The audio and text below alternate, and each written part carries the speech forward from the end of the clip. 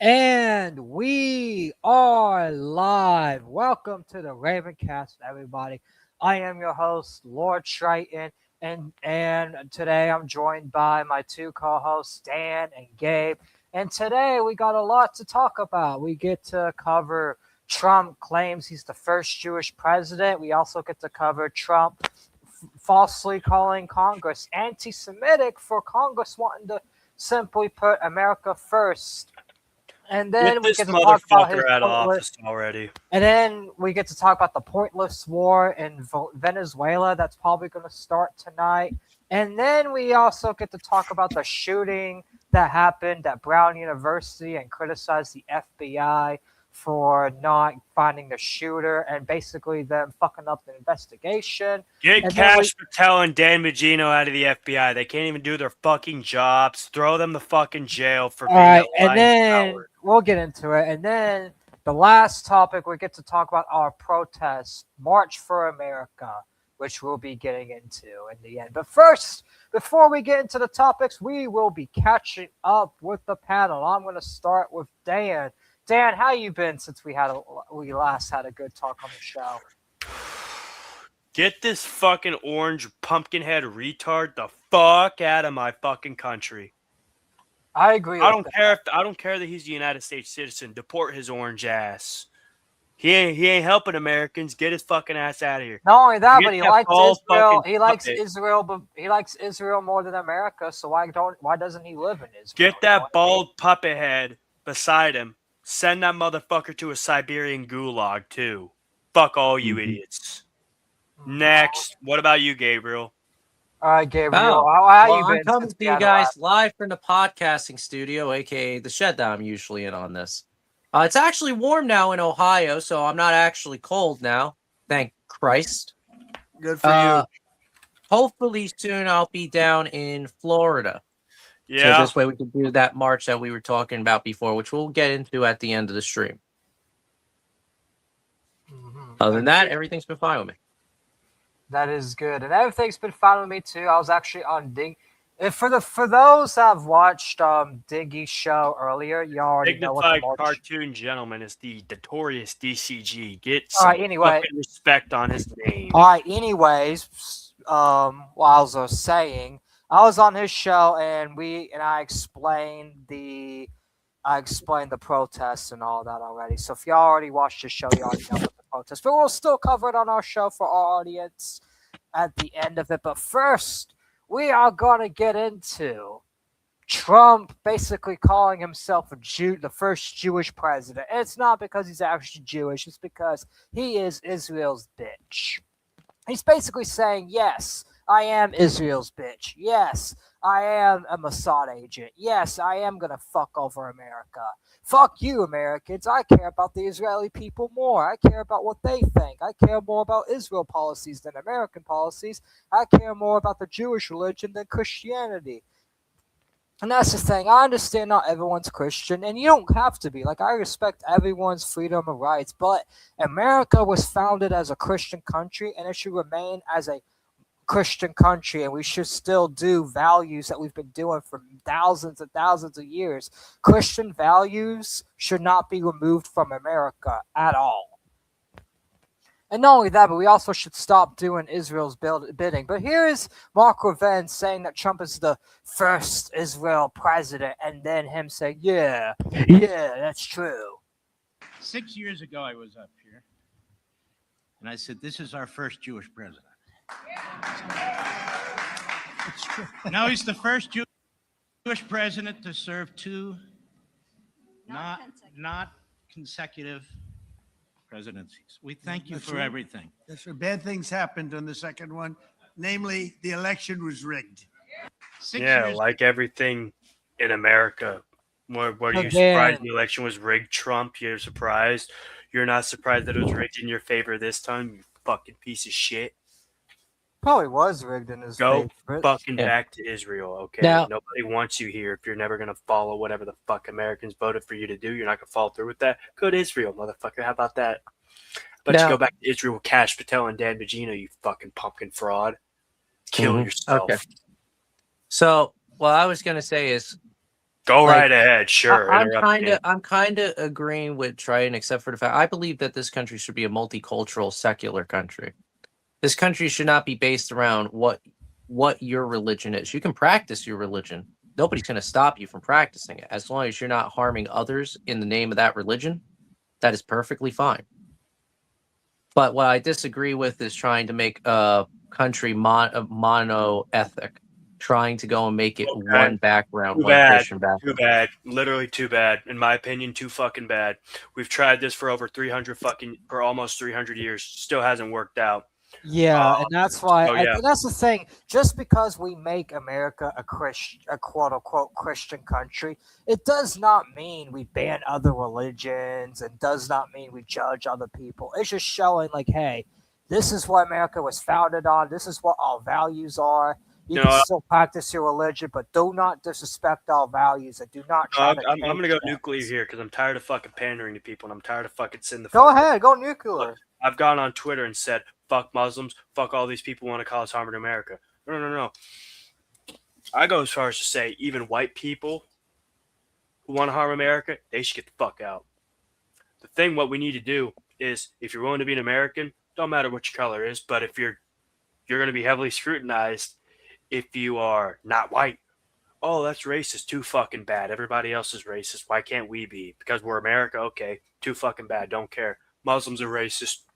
Asians are racist. Hispanics are racist. Blacks are racist. Indians are racist. Everyone, it's basically everyone's. So yeah, everyone's racist we can't to be each other. the fucking morons are like, oh, you can't be racist because you're America. Same motherfuckers who don't want us to have borders. Okay, get the fuck out. We don't have borders. Okay, well, you shouldn't complain when we send you to Mexico.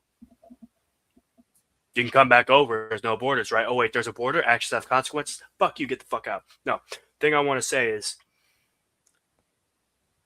America has had its time as a melting pot. The melting pot theory or whatever the fuck was coined by a Jewish author, some fucking dickhead like that. Keep in mind, multiculturalism was originally a punishment. It was actually a massive punishment for towns that did not follow original rule of the government in the early fucking before the year 1000. Basically, it was like Roman times and shit like that. Multiculturalism was bad because it only happened to towns that didn't fully align with the Roman government. Why are we doing this here? Why are we subjecting ourselves to this here? Everybody like Nick Fuentes said, okay? Just like he said. Would you be safe for riding the bus with a black person or a white person? Me personally, white person, because even though white people shoot up schools, we make up the majority population in this country, and we shoot up places. We really don't do it as much as black people cause gang violence, because per capita is like kryptonite to liberals. But like, no, I don't believe in this multicultural shit because we've been trying to do it for 200 fucking years and it just doesn't work. Yeah, call me nuclear. Yeah, I'm going to say it. I'm tired of fucking censoring myself. I have nothing to show for it.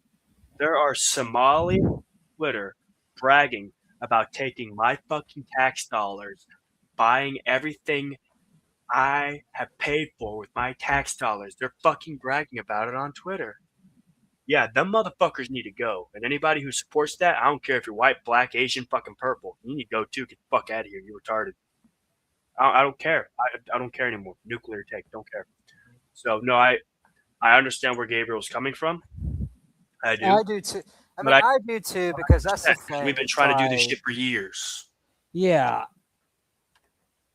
It's interesting. It's good to see the younger generation being this based. I agree.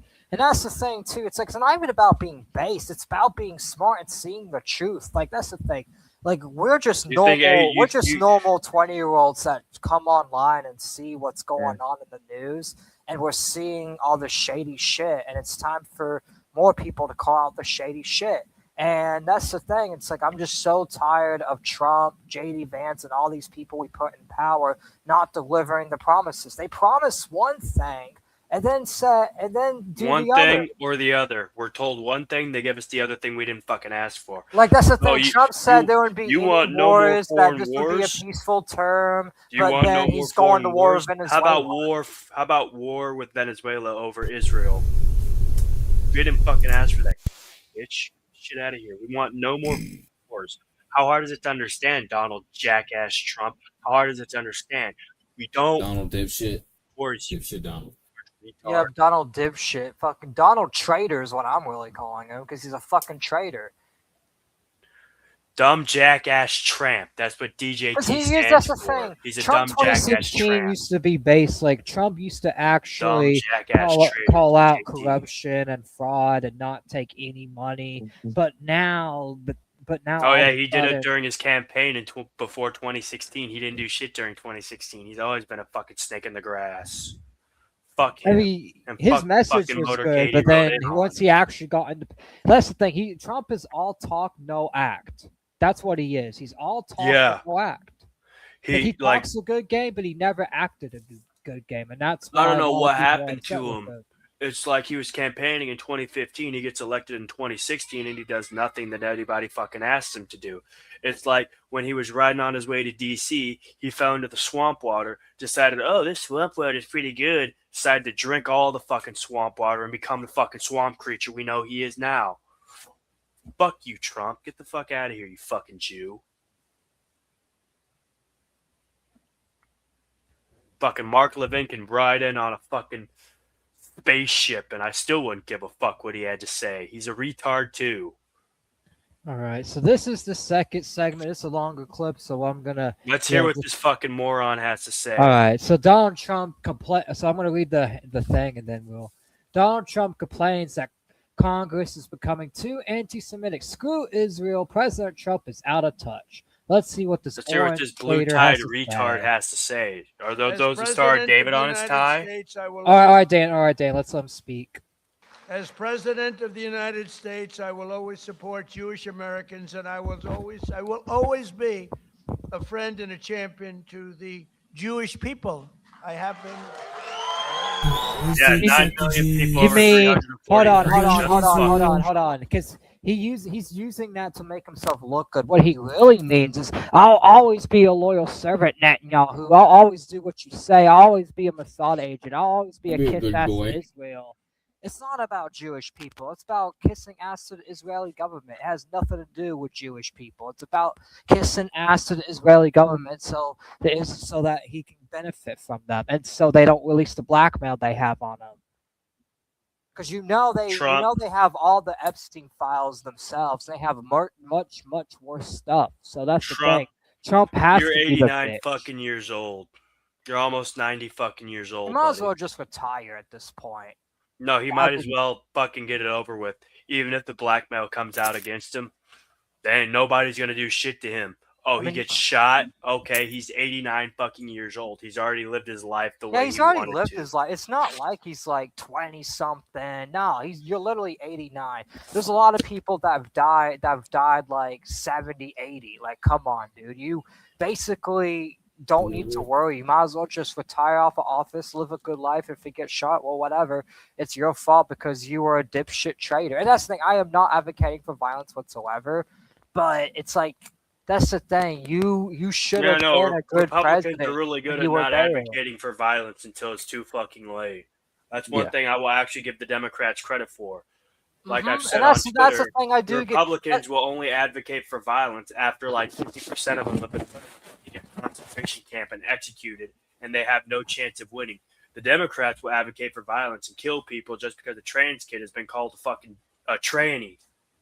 The two clash very heavily here, right?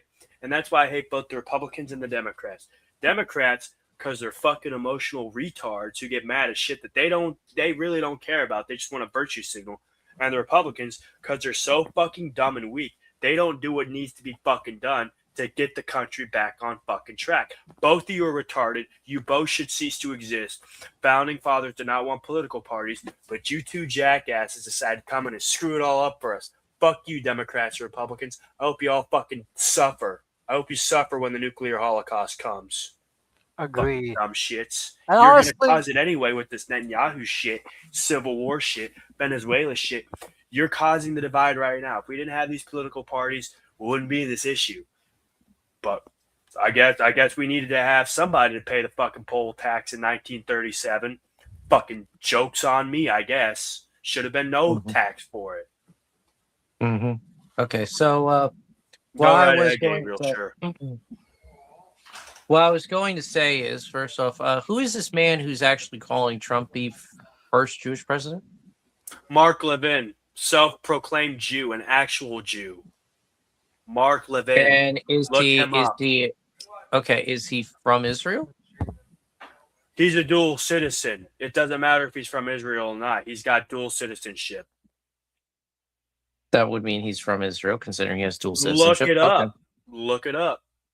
I You don't have can't. to be from When I'm on the stream, I can't exit out unless I want to go and have to come back and have try and do the whole freaking, let me back in thing, which I'm not going to do because that's going to take us forever. Okay, I'll research that later.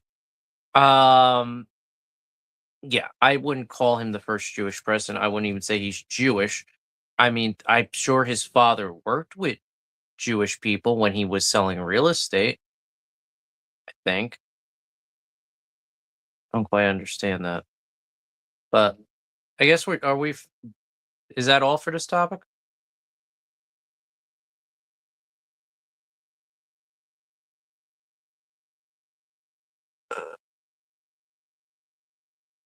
Trident.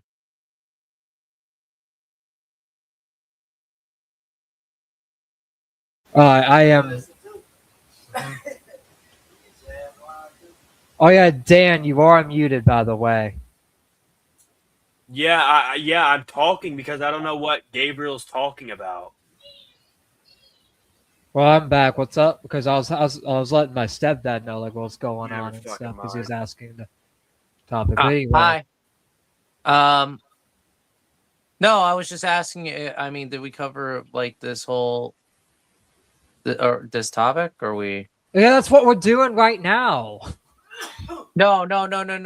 Because I went to go get something to drink, came back, and then Yeah, I know Dan was talking we're about. covering Donald Trump calling Congress anti-Semitic. That's what we're covering right now. Yes. Oh, we're on the anti-Semitic part. Yes. Okay. I thought we were still on the whole calling him being called the first Jewish president. Yeah, No, we already made fun of him for that. We wanted to hear your thoughts on it, but you were busy grabbing a drink. Oh, yeah. Sorry. No, I don't really have any thoughts on it. I think the All whole right, thought let's on that is just fucking let's retarded. continue. Yeah, let's hear All him right. call fucking Congress anti-Semitic. Anti-Semitic. And I will say, if you go back 10, 12, 15 years ago at the most, the strongest lobby in Washington was the Jewish lobby. It was Israel. That's no longer true. You have to be very careful.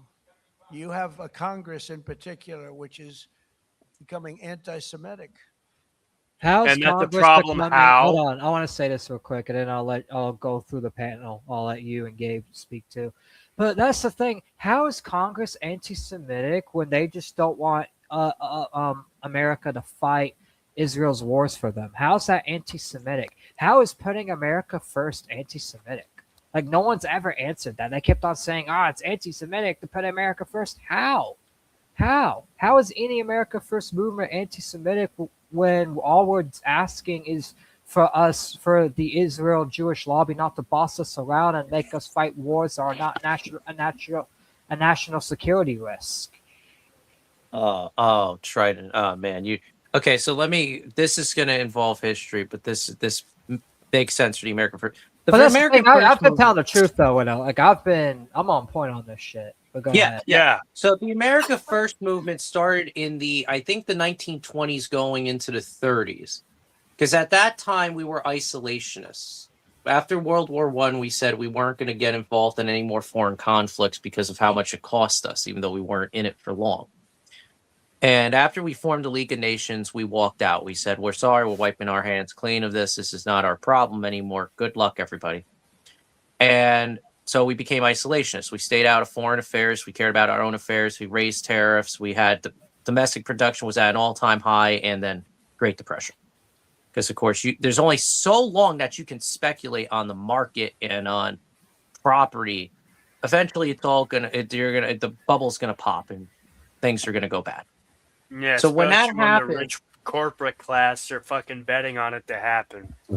yeah. So when that happened, we started getting involved in foreign affairs again, and there was a movement which was started, I do believe, by Charles Lindbergh called the America First movement. At the time, Hitler was coming to power. Lindbergh said we should not bother with what's going on with Hitler and what's going on in Europe. We have our own problems at home, such as the Great Depression with the rise of homelessness, unemployment, rise of inflation, so on and so forth. That movement went on until Pearl Harbor. And when Pearl Harbor happened, they started arresting people involved in the movement, detaining them. Some of them even lost positions in government, like Lindbergh, because of the fact that they claimed that they were anti-Semitic, because they didn't want to go. They didn't want to go and be involved with what was going on in Europe. Yes, there was anti-Semitic stuff going on. Jews were targeted. Oh yeah, so. But the problem is, like he was saying, it was not our problem. We have problems at home. But that was 12 the million word. Jews versus 49 million other people, and we're worried about the Jews in World War II.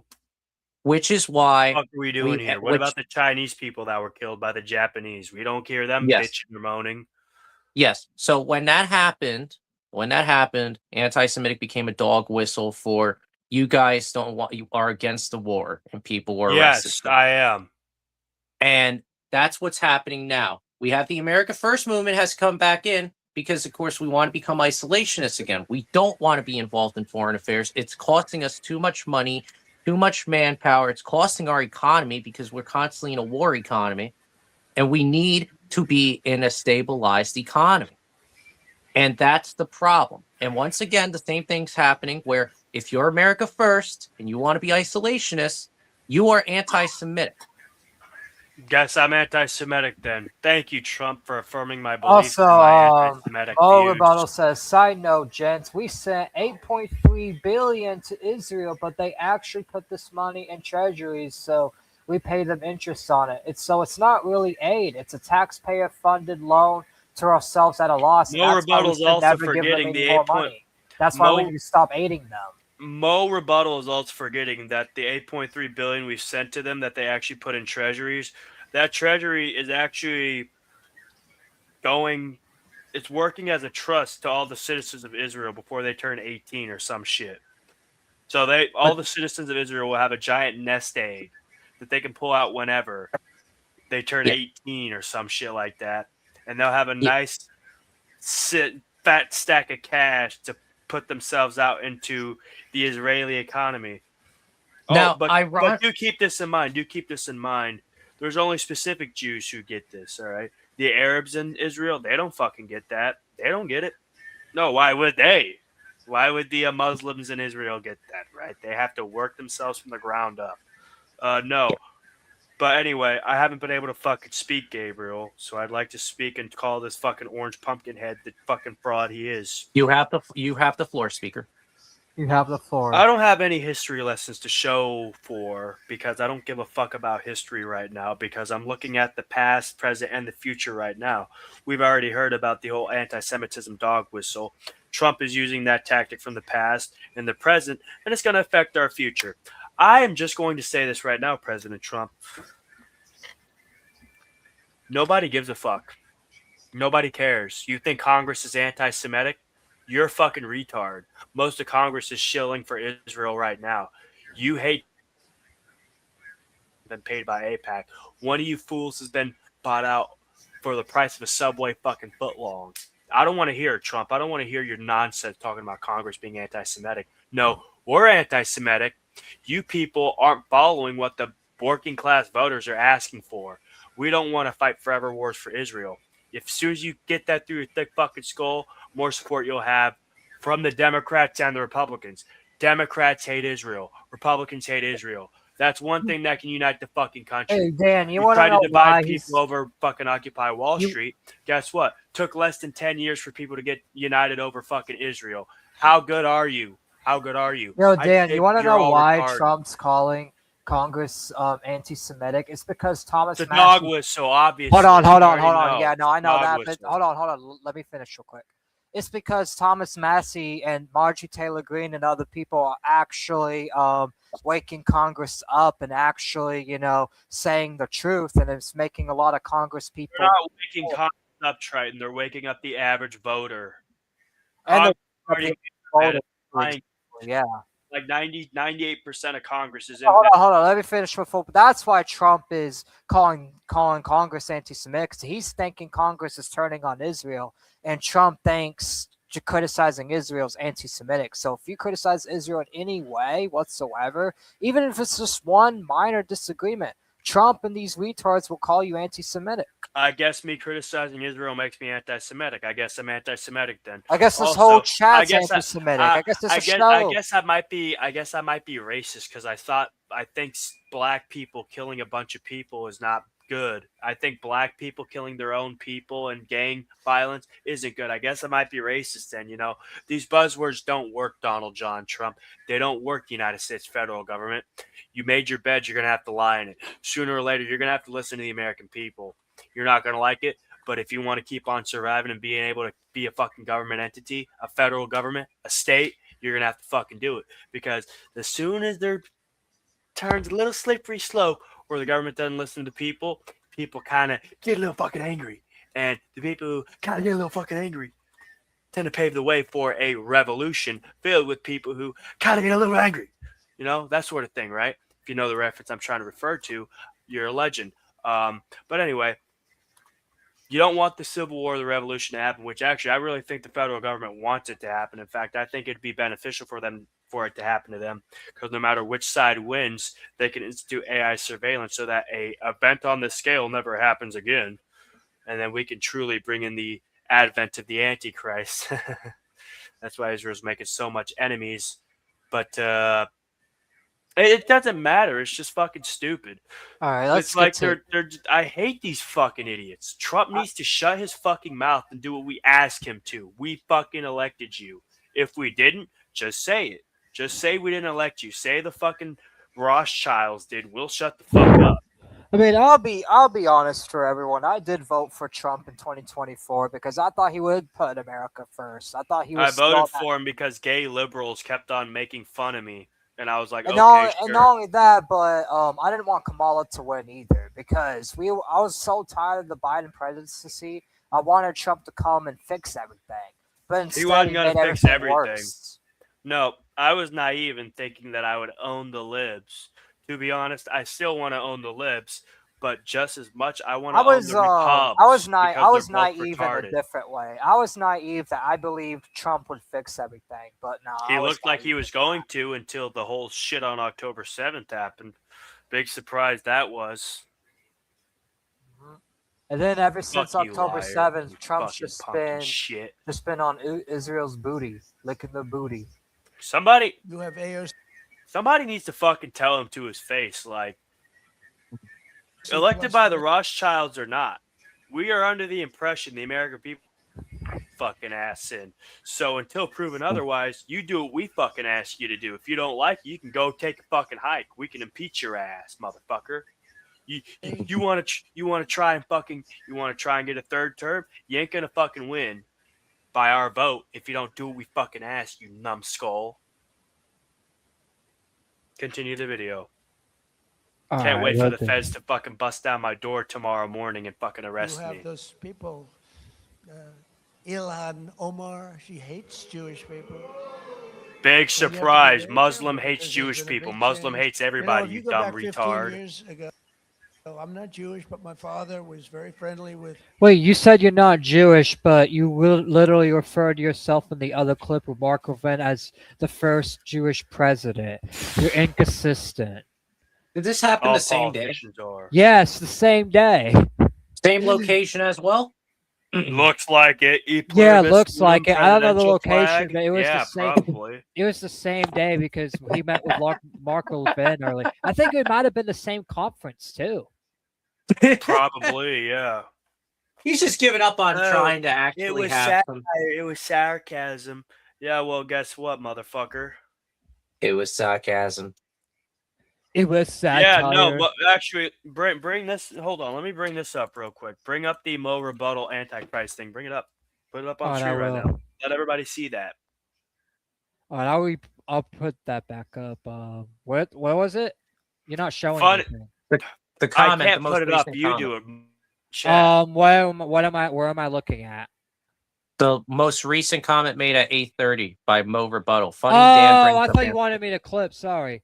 Funny Dan brings up Antichrist. There is actually a really good argument why Christians should not support Israel based on the Temple institution in Israel and their prime detective. Exactly. That is a Directive. great. Yeah, no. So they want to bring in their Messiah, but in order to do that, they have to make enemies And with yeah, I every meant fucking country on directive. the earth. Sorry. So, also, anybody who brings up Judeo-Christian values is a fucking retard. Because the main Judeo-Christian values, where the Ashkenazi and Orthodox Jewish religion / faith are intertwined with Protestant Christianity or Catholicism Christianity, they don't mix. They don't fucking mix. They don't mix. They don't mix.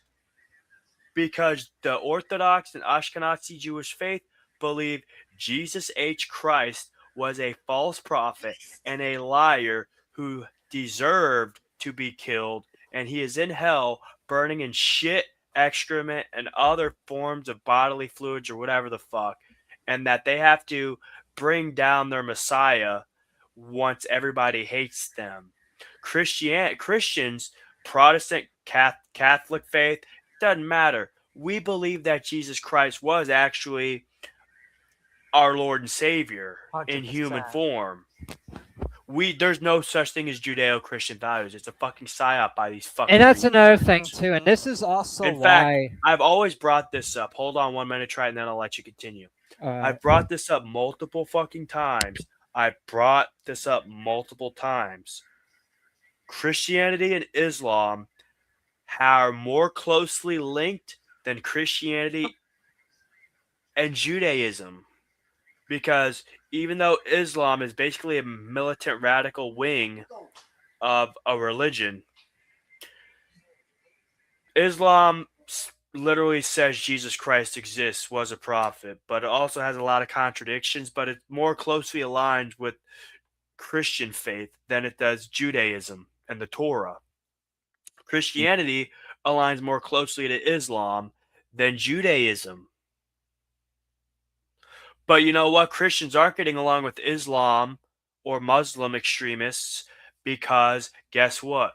Just like how Christians are not compatible with Judaist views for the most part, we sure as shit are not compatible with Islam / Muslim views. We're not compatible. Why are we trying to be? Jews have their own country in the fucking Middle East. It's called Israel. We paid them $8.4 billion fucking dollars over their entire fucking lifetime, and they've only existed for about 80 fucking years or so. Probably less. I'd actually go and argue and say about like 60 years. Anyway, Islam has their own countries in the Middle East. Why the fuck can't we have our own country? Why the fuck can't we Christians have it? And that's also why I disagreed with making America a non-Christian country and a multi-diverse country because it's not really that many Christian countries out there to begin with, and I feel like America was The founded as people a who Christian founded country. this Hold on, let me country finish. were You've white had the Protestant floor. Hold Christian on. males. Let me finish real quick. Go right ahead. That's the thing. It's like Christians need their own country, and America was founded on Christian values, and I feel like Christians should still have a place to feel comfortable in as to call their home, and that's why I feel like America needs to stay as a Christian country. And in fact, Christian values have helped made America what it is Yeah. for thousands of years, and that's why I disagree with Trump trying to make this a Jewish country. That's why I do. And I don't hate Jews. I don't think Jews should die and all that. But Trump is trying to give our country to Israel and basically make America a Jewish state and basically, quote unquote, get rid of anti-Semitism. And anti-Semitism to Trump is not hatred. Anti-Semitism to Trump is disagreements, even if it's civil. And that's why I disagree with fucking Trump being in office. I feel like he needs to be impeached. Trump is a retard. If He wants to call is. me, here's the thing. If Trump throws me in jail, Oz, you're wrong. First of all. Second of all, the people who founded my country and every other country, guess what? Every other country had slave owners. Okay, good. Okay, we good with that. Even the, Anyway, Even then, third of just all, who the because fuck likes paying taxes to a monarchy? Fourth of all, it doesn't matter if they like the fact that they're slave owners or they didn't like paying taxes to a monarchy. We're talking yes, about I who our do. founding Mo, fathers hold on, were. hold on. Mogo Battle actually wants to come on the show. Would you like to? Do you have a Discord? If you have a Discord, I could send you a link to the Discord, and then you can add Yeah. me, and then I can DM you the StreamYard link. Anyway, but as I was saying, Oz. The point is, it doesn't matter that the people who founded our country were slave owners and we didn't like paying tea taxes to a monarchy. We're talking about the people who founded it. They were mostly white Christian males.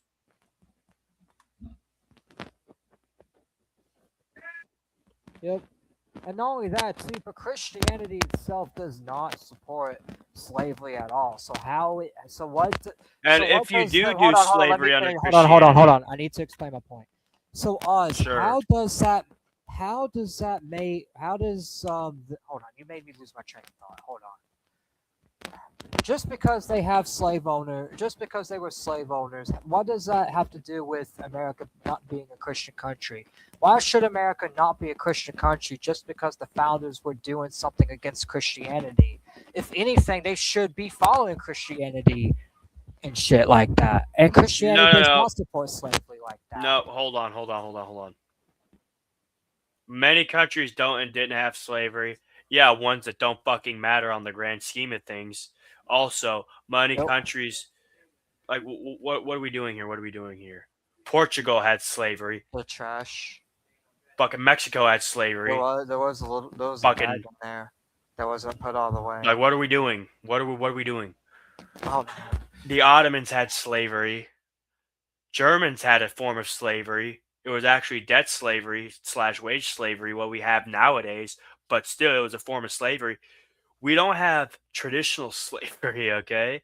No, we have wage slavery, but that's different. No, every fucking country has slavery, Oz, okay? The problem is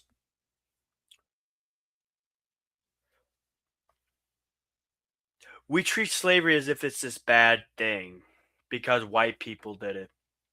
Okay, doesn't matter. But the fact of the matter is, mostly every ethnicity, race, and religion had committed and had done acts of slavery towards other people. The longest running slave chain, especially the most brutal one that targeted fucking everybody, was the Islamic slave trade. Yeah. No, Still exists today. they didn't treat their slaves good at all. And actually, back in the Roman Empire, you could buy a slave, right? But guess what? You literally were legally fucking obligated to feed them and house them. If you didn't, you could go to fucking jail and have all your shit taken from you. So, guess what? When the time that was instituted, Rome was a Christian fucking nation. So, guess what? Slavery might not be Christian. Fair enough. I don't think anybody should own anybody. Should not even happen. Nope. Yeah, and that's why I brought it up. And that's the Nobody's thing, worth and that's, any amount of money. But But the guess point what? is, why should that? So why does them not following Christianity mean that it should not be a Christian country? Like that's what I don't get from Oz. But They were following Christianity. no, they were, according but they followed. But that according one to their thing- viewpoint back in the day. Yes, they were. Yeah, but that's back in the day. That's not applied now. Current Christians don't even support that, so that point is irrelevant, anyways. No, Triton. What I'm trying Yeah, to say is current they were Christians good. do not support it.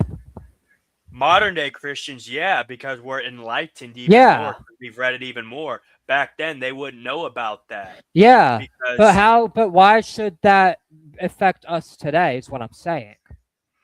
that's a good point. People like to look at the past in a modern lens. Like all these people have said, man, I wouldn't have called black people the N-word in the 1950s. I wouldn't have suppressed all their riots. I would have fought with them for civil rights. No, the fuck you wouldn't have. I wouldn't have either. Well, it depends what mindset. If I was in the you don't know if you would. if I was in the 1950s, if I was born in 1937 and was 20 in 1957, no, I'm not gonna fight for civil rights, especially if I was born in the South. I wouldn't fucking fight for that because guess what? I wouldn't be raised to think that's a good thing. So no. You can't look at the past in a modern lens and put yourself in that situation. No, what you should do is look at the past in a modern lens and try to apply the future in that way. Mhm. Because the problem is, but regardless of what it is, we're a Christian nation, we're a majority white nation. Anybody who wants to change that is denying basic facts and reality. The problem. Who the fuck? You fucking motherfucker. Keep that light on. You scared the All right, fuck I out am sending Mo for fuck's the sake. link. You know what? I'm gonna have to fucking get off the pod. All right, you take care, man. But anyway, one last final thing. Impeach Trump. He's a lying fuck. He shields for Israel. Dude's a pumpkin head, and I don't think Pumpkin should legally be allowed to be able to run for president. Get his ass out. He's a lying traitor scumbag, and I'll see y'all later. All right, see you later. It seems like Gabe is AFK, but I did send it to Mo Rebuttal, and it looks like here he is. What is good, Mo Rebuttal? How you doing tonight? What's going on? Thanks for having me up. Yeah, of course. Thanks for coming by. So what's your thoughts on all this so far, on Trump's shilling for Israel and calling Congress anti-Semitic for just disagreeing with him on it? Well, it's clearly just more, pro-Zionism worldviews that's being pushed, propaganda. It was funny, Dan had to leave, but you guys were talking about something that I've discussed at quite length with others. So just to comment a bit on that, the whole reason Protestants believe what they believe about Zionism, and you hear so much about it, is, well, for starters, the ones that do believe that Jewish people are still the chosen, it is actually if you look at the demographic split, it's a small portion of Protestant a minority that is just vocal, like a very vocal minority that believes it. But that's why you see them everywhere. And the reason they believe it is because in the late 19th century, there was a guy named John Darby. He broke away from the Church of England and he came to the U.S. soil, and he brought a new framework with the Bible, his own take, called dispensationalism. And so in this, there's quite a few things that are changed, but two main things is, one, the rapture was introduced as a specific point before Armageddon, and two, he separated the church as a body and the chosen people, Jewish people, as a body. So he separated them and basically did away with the idea of the new covenant. And so that's why a lot of these Zionist evangelicals believe that no matter what, Jewish people are somehow have magic Jew blood, and they're the chosen forever. Going back to my comment on the Temple Institute, a good argument for why Christians shouldn't believe in supporting Israel is because the Temple Institute is an organization that is in Israel, and they are heavily funded by the government over there. One of their prime directives is they're working towards rebuilding the third temple. They believe when they do this, they will then be able to name their Messiah. So when they do accomplish this, by definition, whoever that person is will be Antichrist. Not the Antichrist. Remember that in the Bible there are more than one Antichrist, but he will be Antichrist in nature. So why should Christians support a Zionist state that supports the Temple Institute that is actively working towards naming the Antichrist? And so far, every time I've posed this to evangelicals and people who support Israel who claim to be Christians, they never really have an answer for it, and they can't really address the issue. That's So why that's you the long can't. and short of it. that's why you can't call Christian Zionists real Christians, because those kind of Christians are supporting another Messiah and funding the Well, keep in mind Antichrist. the whole Judeo-Christian term that was actually popularized in the 1940s as a political slogan. It was to try to get Christians to be more accepting and of Jewish people. Basically, that's one of the Oh, I reasons that thought came that about. existed. So what were early Christians called that still believed in like some form of Judaism, but believed that Christ was the Messiah? Heretics. Yeah, No. But I mean, like, is there like a term for those proto-Christians before I the don't know. church came To be into fair, the term, notice my wording, it got popularized. It existed in some form before that, but it was being? really popularized in the 1940s as a political slogan. Okay. Because Yeah. like I've always wondered So, like what they were called. Like I'm surely they didn't call themselves Christians back then. They had to have some term. well, you have a lot of these different beliefs and takes that came out of the Protestant movement ever since Martin Luther nailed those, signs to The 99 those Theses. papers to the wall, right? Yeah. So from that, you had the Great Schism, right, which separated Eastern Orthodox from Catholics, and then past that, then you had the Protestant movement that further split the churches into different denominations. And So by the the Great way, the whole evangelical thing, like dispensationalism, you will not find that belief in any Orthodox. Catholics don't believe it. They've always said it's a heresy. They've never supported it. This is strictly only. And by the way, it seems to be mostly popular in the U.S. You see a little bit of it in Canada, but worldwide, if you take Christianity as a whole, it's not. It's viewed as a heresy pretty much everywhere else. Yeah. So that movement, right? When the Enlightenment occurred, did the Mormons like believe in this whole John Darby thing or no? Good questions. I mean, the Mormons believe in a lot of weird stuff. I always refer to Mormons as the white man's Islam, right? Because they have a lot of characteristics that are the same. They have their own revision book to, interpret the Bible. They have their own prophet. It's almost like a mirror image. The only thing I call it the gayer version of Islam, right? That's basically what it is. Yeah, the Quorum of 12, which essentially you could see that as like being a version of the Ayatollahs. Yeah. Listen, I appreciate you letting me up, but I'm on borrowed time. I got a baby I got to go attend to. But I maybe next time I come back we can chat further. But I'll. Oh have no, to you're go. good. But, Thanks for coming on. I really do yeah, I'll appreciate it. I'll check with you guys later. Take care, guys. All right, you too, man. God bless. God bless to you too. Shout out to Mo That Rebecca. guy needs to be on the panel a lot more often. He has the Oh voice, yeah, bro. no, definitely, 100%. In fact, I'm gonna keep in touch with him. I may give him the Chinese role where he could just come in more. Yeah. Which I don't remember ever talking to him, so he could just be some new viewer. But I do appreciate him coming on. Like he's I giving a think lot. he's a podcaster. I could have sworn I've seen him before on YouTube. I can't remember what podcast he was part of. And if he's some know- big podcaster, then that shit great. But Well, no, shit, we might be getting iSpeed on here, so that would be kind of cool. yeah, we're definitely blowing. 2026, it's going to be our generational run. But anyways, let's continue criticizing Donald Trump because we got just a few minutes on that. And then we could talk about the war in Venezuela, the Brown University shooting, and what we found so far, what we know so far on that. And then the March 2020, the March for America. The March for America. All right, let's continue.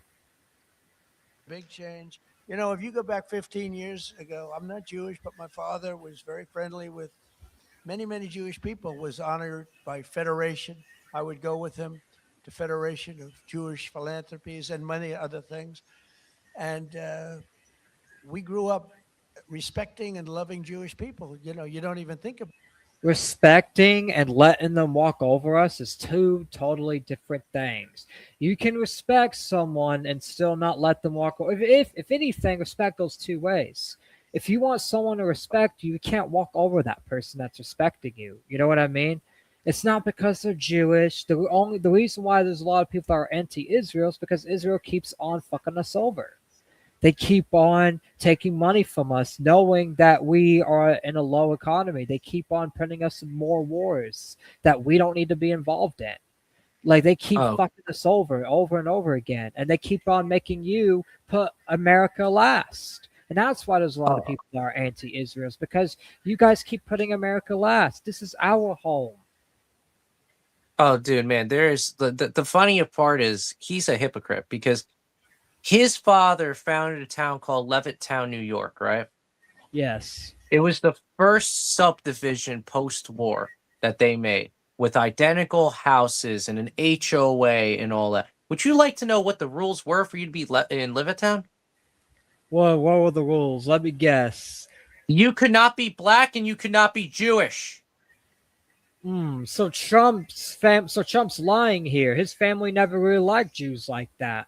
No, they didn't. They didn't. And if they did work with Jews, the Jews stayed in their own freaking area, which I think I might be wrong here, but I could have sworn it was some area of Brooklyn. So what Crown changed Heights. then? What changed where Trump has to be, where Trump's like so protecting Jews that if you criticize him, you're labeled as an anti-Semite? Like what changed? See my fingers? The money. See my fingers? Money. Money. Greed. Because that's what happens when you become greedy. I know his father worked with them, but he worked with them because of greed, because he knew that he could earn money via Jewish bankers and backers and all this, which is wrong because not every Jew is filthy rich. There's a select few, much like there are select few Christians who are filthy rich, and Muslims and Hindus and so on and so forth. But that's why he got involved, because he said, Jews equal money. Money equals power. And that's basically why I think that's what happened. Because I know at Levittown that was a segregated town. And if anything, a segregated town in the 50s had a few rules. No blacks and probably no Jews. There were no Muslims yet, so we couldn't go and have like no Muslim rule yet. But guarantee you, if there was, they would have said no Muslims. Yeah, they would. But that's the thing. It's like now Trump's all of a sudden changed up for the money. It's like that's how you know Trump's greedy and always been shady. In Brooklyn and Queens mostly. And my father didn't go to Manhattan. He never went to Manhattan from the standpoint. He could never understand how in Brooklyn you could buy a piece of land for $3 a foot and how in Manhattan you had to pay $1,000 a foot. He said, I can't get that. I don't like it. I like to buy it for $3. So it was different. It's a different thinking. In a way, I'm glad he didn't do that because he let me have some of that fun. And I had a lot of fun in Manhattan. We did great. But my father would tell me the most powerful lobby that there is in this country is the Jewish lobby. It's the Israeli lobby. It doesn't have to be that way if we just get them out of our government and make the power a Christian lobby and a lobby that also accepts, other religions to live here and not like a dictatorship. Like we still want to be a free democracy, but just because there's a lobby does not mean you need to pander to the fucking lobby. Exactly. That's the problem I'm having with this. He's going to pander to the lobby because, they have a lot of money. That's called grifting. That's called, I'm going to take the money from somebody else just because they're paying me a shitload of dough.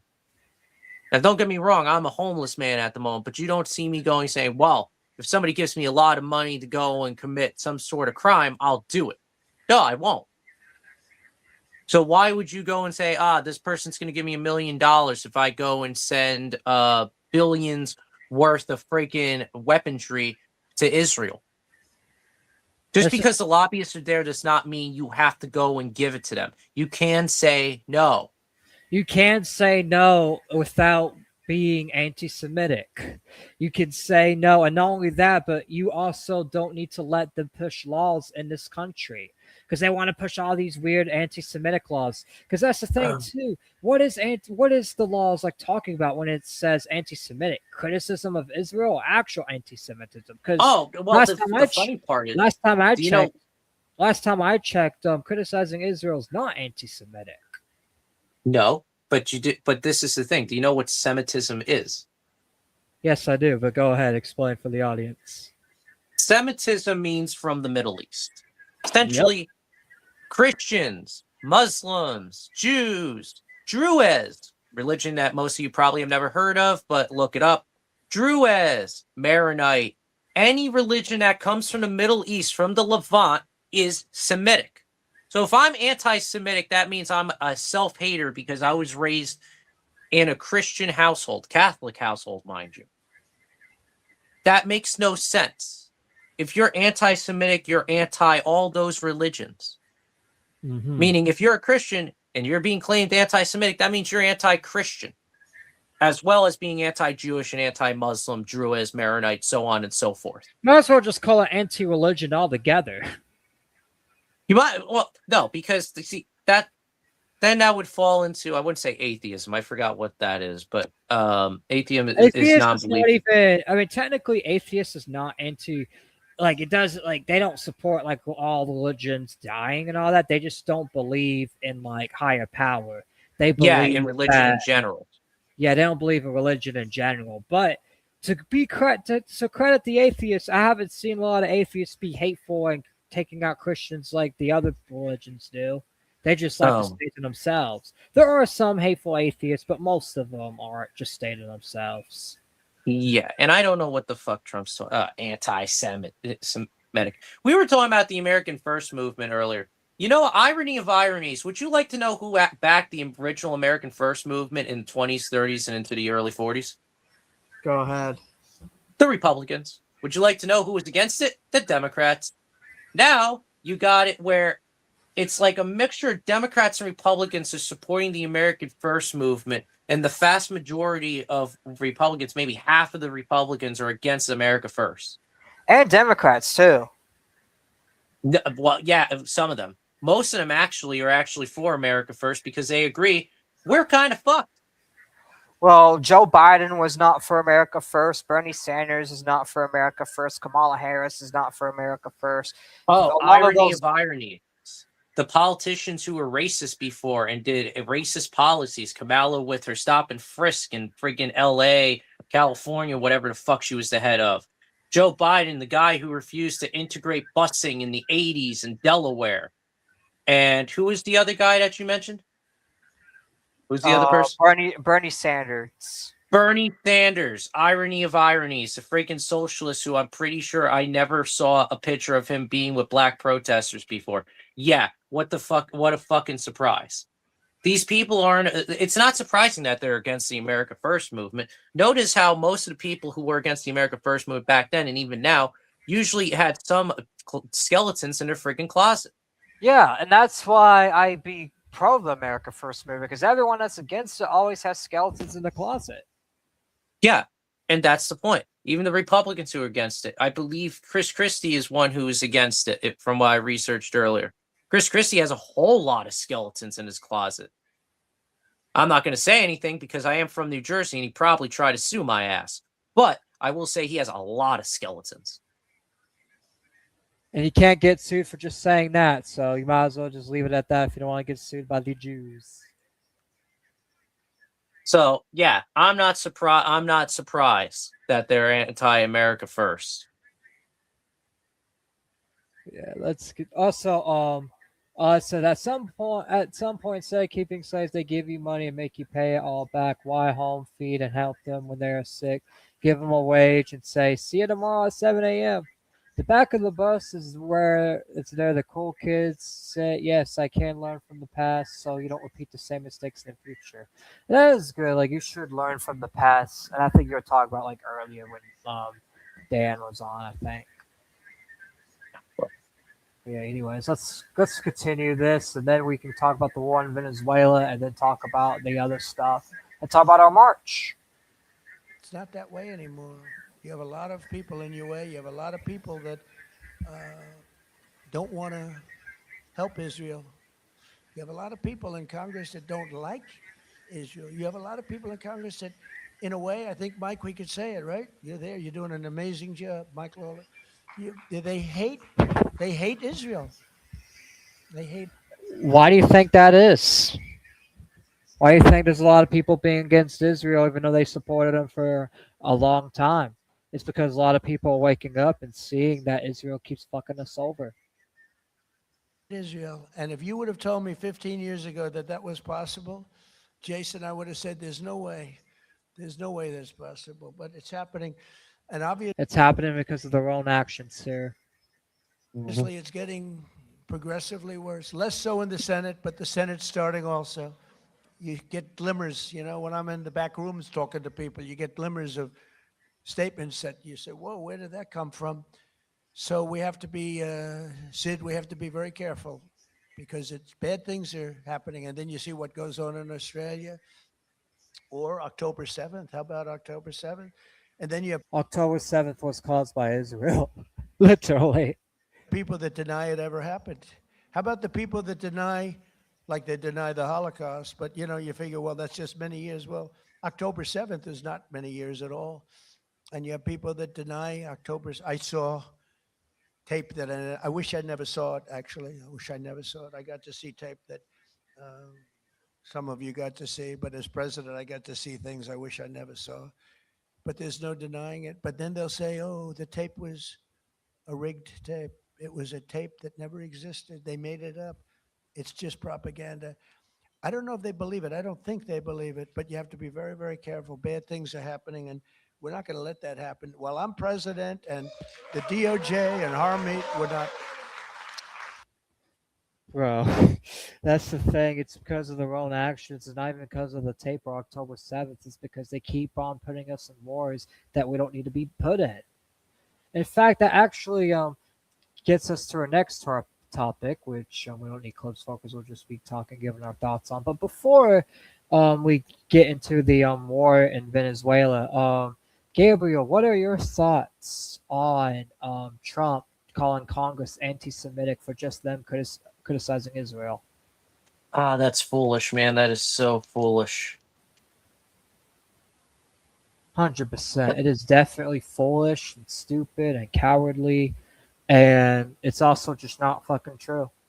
In fact, a lot of them still support Israel, so I bet you a lot of them will be confused, like, why am I being labeled anti-Semitic?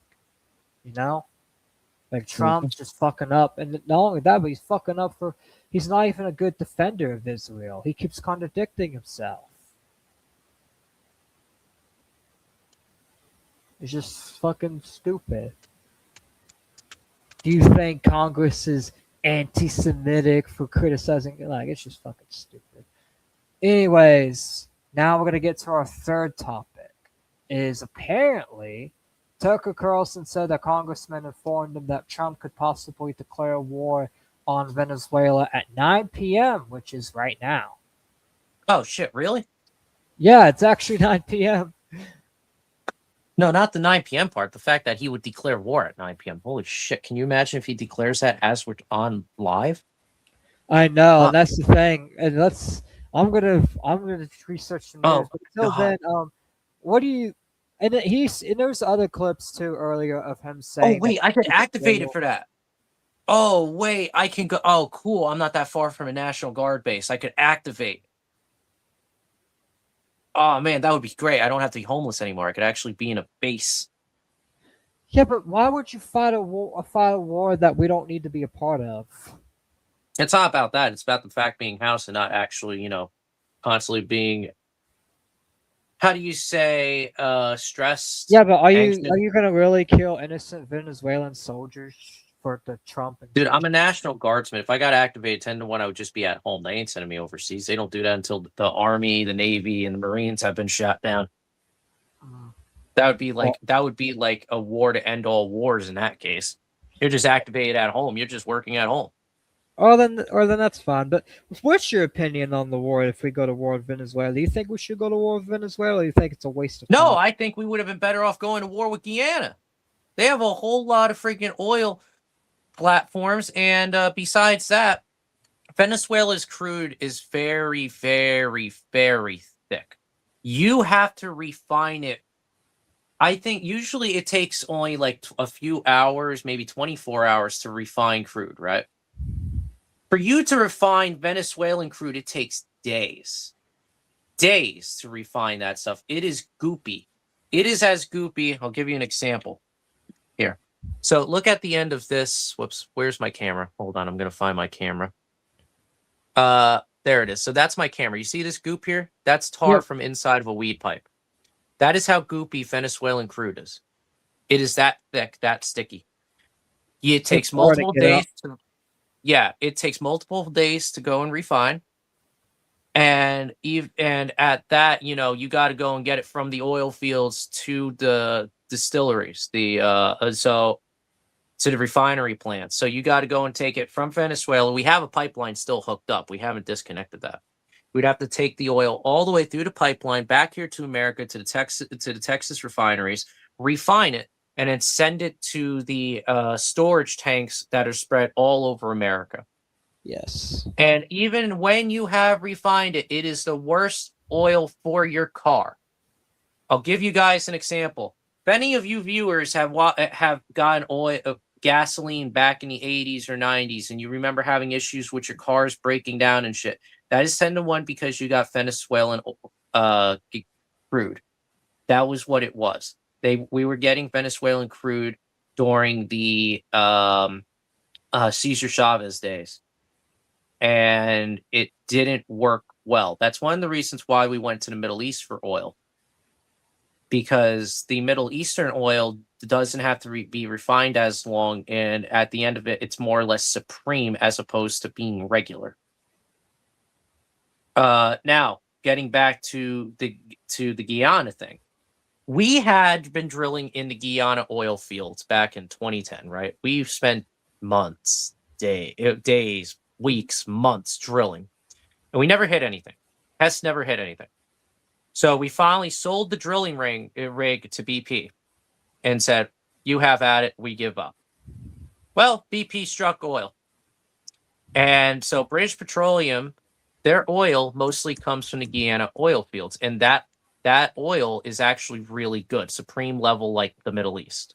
Problem is, of course, Britain has a monopoly on that. Shell, BP, I think Caltex, which is like an Australian company, but I do believe they're also owned by the Brits, also have this. So I personally think if we were to do any invasion in South America, we should invade Guyana, if anything. Because one, we had those oil fields before. Granted, we sold it, but, you know, when have we not been Indian givers? We could take it back. I think it would be a better investment than invading Venezuela, because what are we going to do with Venezuela? You got to rebuild their economy. You got to put a new person in power. You got to stamp out all revolutionary activities, which probably is going to end up with genociding people, because there's a specific group of people that are revolting over there. I can't remember the name of the tribe, but there are a specific group of people there. You would have to put so much work into Venezuela, it would basically be a new Iraq or Afghanistan. Whereas if you would have invaded Guyana, they have no military, because the people that protect Guyana is not their own military, it's the British military. The British military is all the way back in the UK. They have no navy. The British Navy is what protects Guyana. And in fact, Nigeria doesn't even have a military at all. No, they do have Nigeria does have a military. No, they have a military, but it's not strong. It's really, really weak. Like, we could easily take one. Yeah.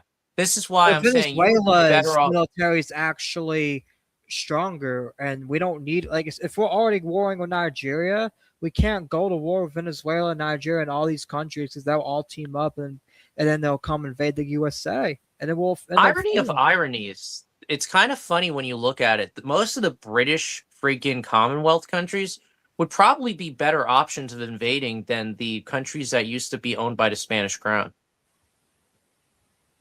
was kind of funny, because we did the same thing when invading Cuba back in the day in the 30s, after we already ran in the early 1900s. And we always failed, man. We always failed. We could never hold on to Cuba. We could barely hold on to the Dominican Republic. We invaded Haiti, and we could barely hold on to it. All these were owned by the Spanish crown at some point. We have never been able to hold on to former Spanish colonies. But British colonies, if you were to grab a former British colony, now Commonwealth country, you would probably be in good hands.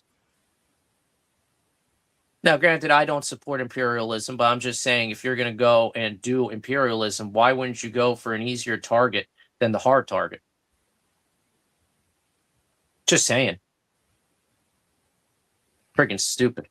But And yeah, that's the thing, Venezuela is a dumb idea. the only reason that he even wants to go out to Venezuela is because Israel's encouraging him to. Because oh my God, Venezuela doesn't like Israel, so we gotta go after him. Oh no! It's not just that. I mean, Venezuela is backed by Iran. I know it's not just that, but that's part of it. That's Yeah, why Trump's really so invested into it. The other Venezuela reasons the other reasons bad. are just an excuse. Yeah, because Venezuela is backed by a lot of countries that don't like us. Iran. Let's see. Venezuela is backed by Iran. I'm trying to think what other countries. I'm drawing a blank. I'm sorry. Iran, Qatar, Saudi Arabia. Did you look that up? Hold on, let me look that up right now. I just know those on top of my head. I can look that up right now.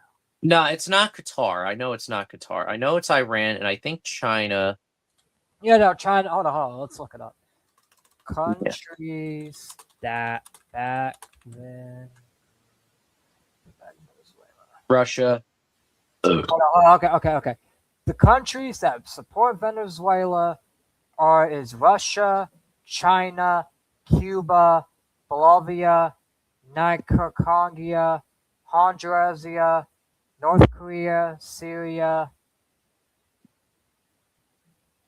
and yeah. I think that's it. But still, that's a lot of countries. Yeah, that's a lot of countries. And the funny part is they're still using the older tri-jet planes from like the 80s that can go multiple miles without refueling. In fact, China and Russia alone is fucking. Like, do you think we could beat them? Just China and Russia alone versus all these 10. Like, that's the thing. We can't even beat China and Russia. Those two. Like, if they both declared war. So why do you? So does Trump really think we can beat all these 10 other countries? No. No, but you know the irony of it is the fact that Russian troops are on the mainland in Venezuela. They have the jets there. We've been doing so now. What we've been doing recently, and it's been in the news. I think there's been 2 near misses with JetBlue flights flying near Venezuela because we do have like vacation destinations near Venezuela. One of them being the San Andreas Islands that are owned by Colombia. And so there's been near misses with U.S. military jets. And what I think the U.S. military is trying to do is they're trying to go and hit that jet. And then what they'll do is they'll go and claim that a foreign jet, probably a Venezuelan or Russian, went and hit that jet by ramming it. And then we'll use that as a way of getting into the war. There's only one problem with this. Of course, you know, transponders go straight to the airline. If they do hit a JetBlue flight, JetBlue is going to say, hey, hold on, that was a military jet that hit it. And 2 could say, hey, we got the cockpit voice recorder that goes and proves, hey, that was an American jet that went and rammed it. Yeah. They're trying to do false flag operations, and I don't quite understand why they're doing that. Because you would have been better off just saying, hey, they're firing on the American ships. Problem is, you can't say that because we're the ones starting it. We're grabbing their ships. We're not at war. So just taking another country's ship is against maritime law. You can only do that if you're at war. Yeah, exactly. And the fact that but that's the thing. It's like he's trying so hard to force us into war because he knows Congress ain't gonna approve the war. So he's just trying to start shit with Venezuela for them to declare war. So he has an excuse to invade them. That's why he's doing all this shit. Because he could say he's declaring war, but we're not officially at war until Congress signs off on it, or if Venezuela attacks first.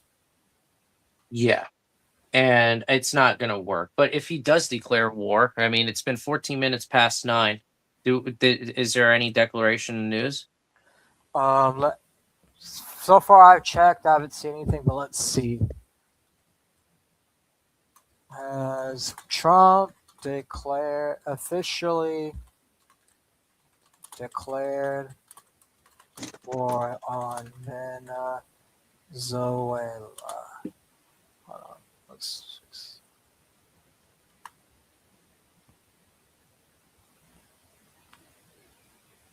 No, everything I'm seeing is like 14 hours ago, 5 hours ago. Nothing current yet. Yeah. So once again, it's a red herring. He ain't gonna do it.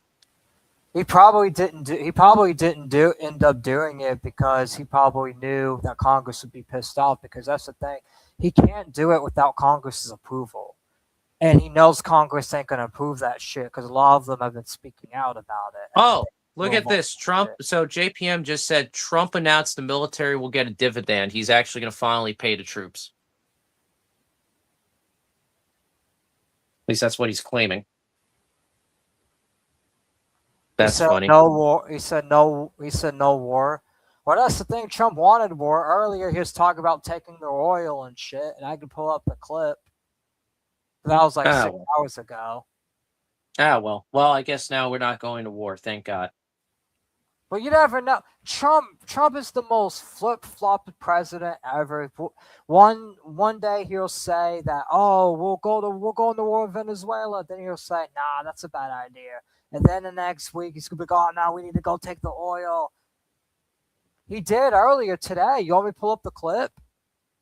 No, I believe you, man. I'll take you at your word. No. JPM is saying it. But yet again, I know JPM likes MAGA and all that, so it seems like he's a little biased, which is fine. But it's like, no, like that's just the truth. Like he was talking about the oil earlier. In fact, let me pull that up because I know I saw that shit. That's why I wanted to cover it because I saw the oil clip.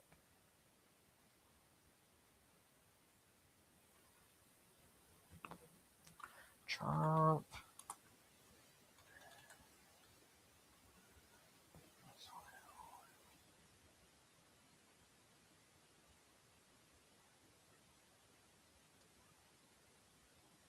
Oh, there's something from Thomas Massey an hour ago about it. Here, let's pull this up. And then I'll search for that clip.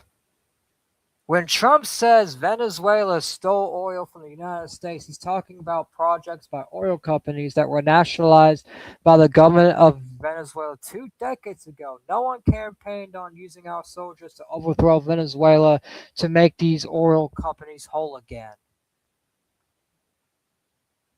When Trump said, okay, so apparently this is Massey texting someone. When Trump says Venezuela stole oil from the United States, what is he talking about?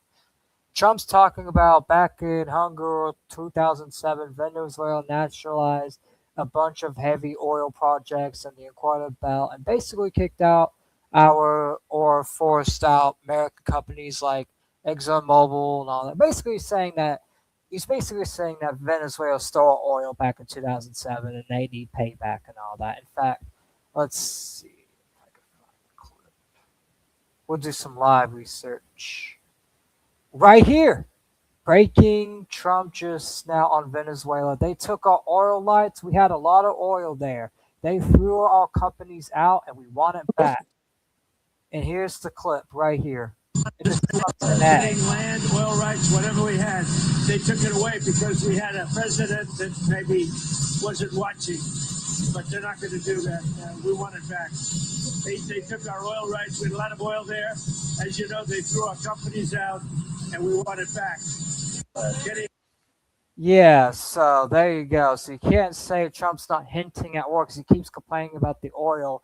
And then all of a sudden, Congressman's telling Tucker Carlson that he may declare war, which Trump may say shit, but it's probably not going to happen because Congress is going to have to sign off on it. And a lot of Congress people, and apparently that one congressman said that Congress is not going to even sign off on it. So that's the thing. And we know it's fact that Congress is not going to sign off on it because there's a lot of congressmen like Thomas Massey, Marjorie Taylor Greene, basically influencing Congress not to fucking do this shit and to be America first. And I feel like that we do, even though the Senate is for sucking up to Trump and kissing Trump's balls, I'm glad we at least have an America First Congress. Until Trump tries to get them fired or whatever, because, that's how Trump is. Yeah, there's that clip. That's the thing, you can just, I know, like, JPM, like, you like Trump and all that's fine. Like, I support disagreements and all that, and I support, people having different opinions, because at the end of the day, that's what makes America America, and that's what makes podcasting fun and all that. But no, Trump is basically hinting at war. on Venezuela, saying we need to take the oil back. We need to steal the oil back.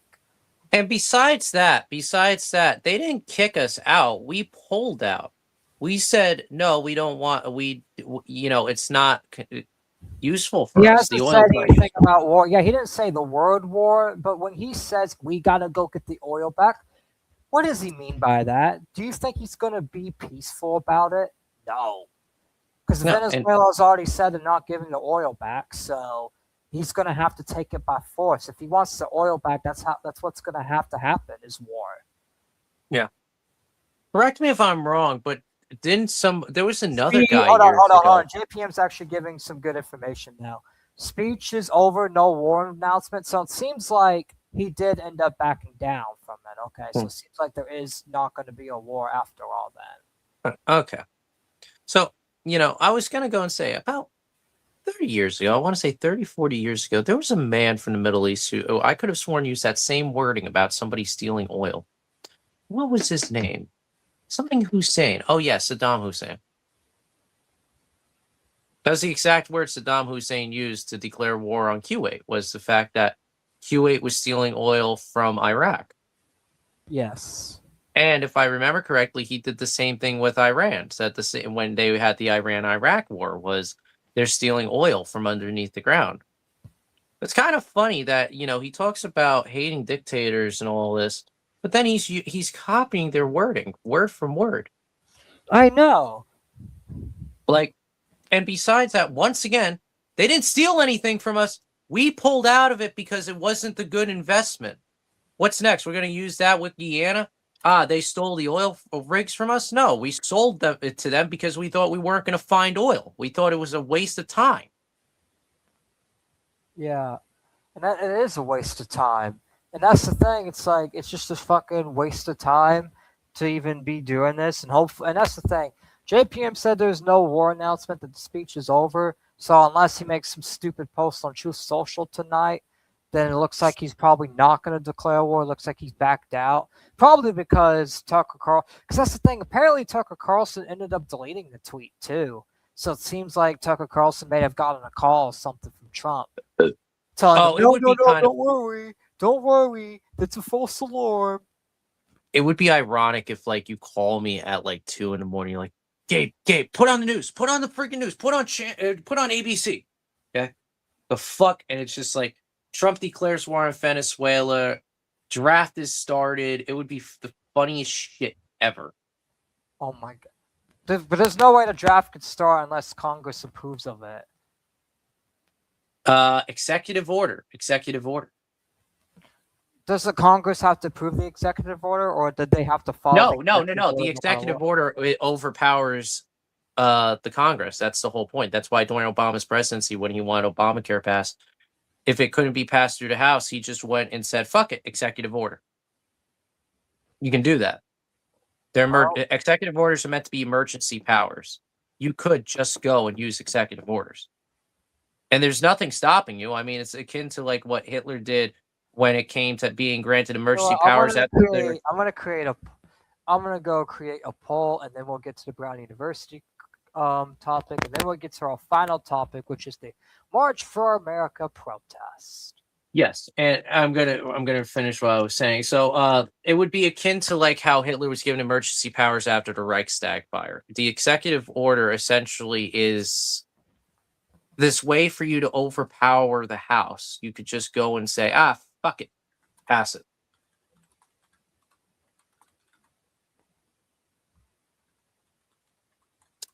I can't remember if we've ever used that for war or not, but I'm sure there's some point in history where we used an executive order to go and declare war.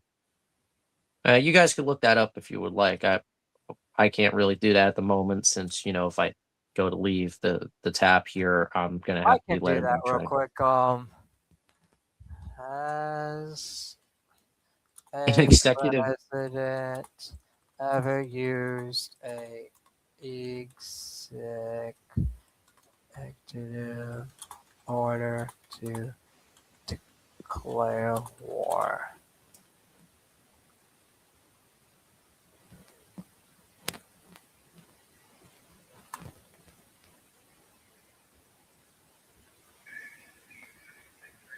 No U.S. president has ever used an executive order to formally declare war. Apparently, no U.S. president has used that power, so looks like he probably can't. Or if he does, he'd be the first president to. So there we Breaking news: go. Donald Trump declares war by executive order. But imagine that happens live on stream.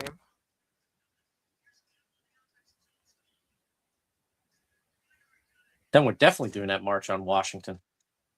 Oh, we definitely gonna have to do the March on Washington earlier. And just say, fuck camp, let's just go get a Greyhound and walk up there right now.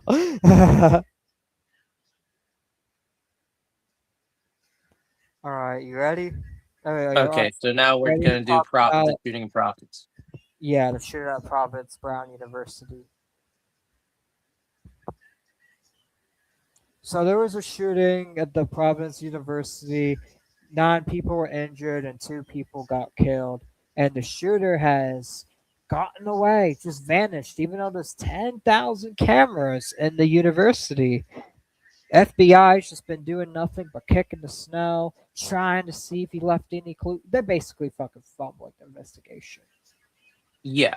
So we'll start from point 1. So first things first, nobody seems to be able to decide what time the shooting happens. If you look on Wikipedia, it says 4:05 the shooting happens. But the footage that they have put out in the news shows that the guy was casing the place at going for 3. And some people had said, "Oh no, the shooting happened at 2:57. No, it happened at 3:30." Everybody's time is completely off on that.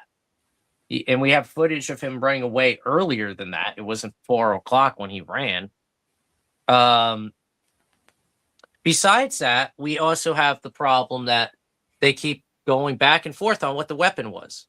When it first happened, they said, "Oh, it was a long rifle." Then they said, "No, it's now a handgun with unusual characteristics." And of course, they got that Erickson fella, actually a fellow comrade. I wasn't in his unit, but he is a soldier, so I see him as a comrade. He was, of course, stopped because apparently just because he's an out-of-stater, because he came from Wisconsin, he just got out of the military this year.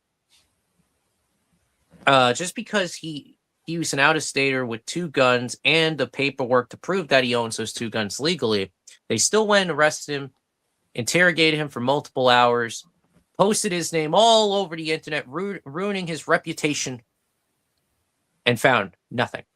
They tested the ballistics on his Glock because they're claiming it was a 9mm now, and the ballistics on the Glock 26 came up negative. It was not the gun used in the shooting, so they had to let him go. So they basically slandered a man for no reason and ended up having to let him go because they Oh my jumped to god, conclusions. dude, there are so many people online. I'm not going to say their names because I'm not going to dox people. But if you look on Twitter, people are posting different names. First, it was some guy in Providence who used to be a security guard who's an older man. Somebody went and doxed him on Twitter. That account's since been deleted.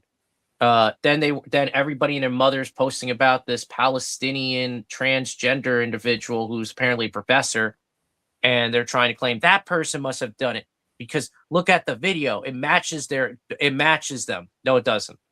Because that person has long hair. Not only that, but the person didn't even have brown skin. Right? And the individual has long hair.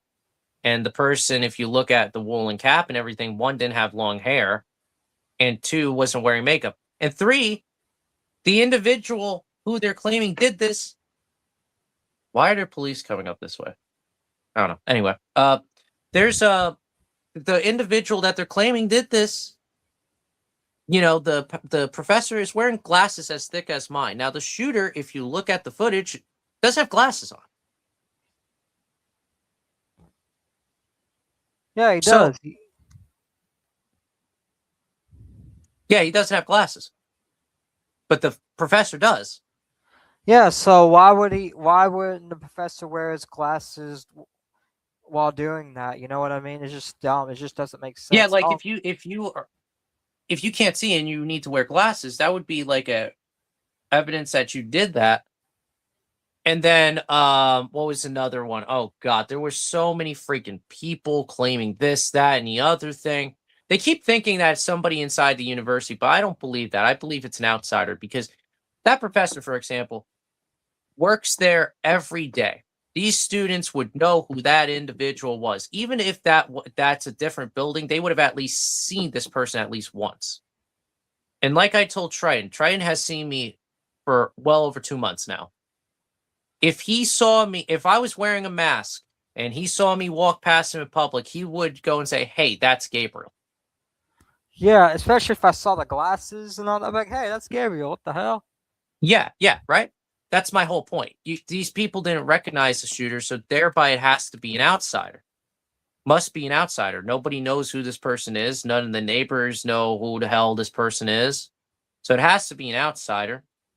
And I don't think it's a 9mm handgun because the FBI at Quantico has a whole shit ton of guns in their inventory to test ballistics on. Almost every gun that has ever been made, they have the gun on. They have for ballistic tests.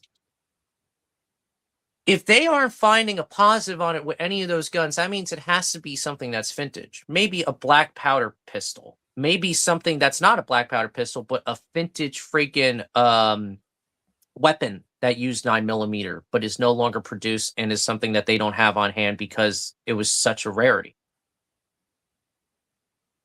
I also believe that the individual would have to be from not only from out of state, but also be a driver. Because we don't have any footage of the getaway car yet, but I guarantee you we will soon.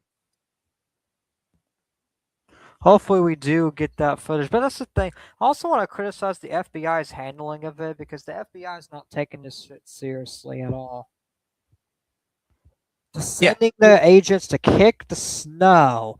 It's like, what are you going to find in the fucking snow? He didn't do it outside. He did it in the university. Well, here's the reason why. Because they want to do DNA. First off, I think Cash Patel is an idiot for this. You want to do DNA testing. Okay. How are you going to compare that? What DNA's in the snow? Well, whatever DNA was in the snow is destroyed because once water and anything gets on, it's fucked. But besides that, you were there the day when it was just flurrying. You could have just gone it that day. I don't know why you waited. And besides that, you're going to do a DNA test. What do you have to compare to DNA of? They claim that they have cartridges, but we already know the person was wearing gloves. So what makes you think that this individual left their DNA on the freaking casings? It's not going to be there. They were wearing gloves. We have footage of them wearing gloves. After the shooting, they weren't wearing gloves, sure. But, I mean, unless they went and dropped casings after they did the shooting and touching it with their bare hands, which that was the case.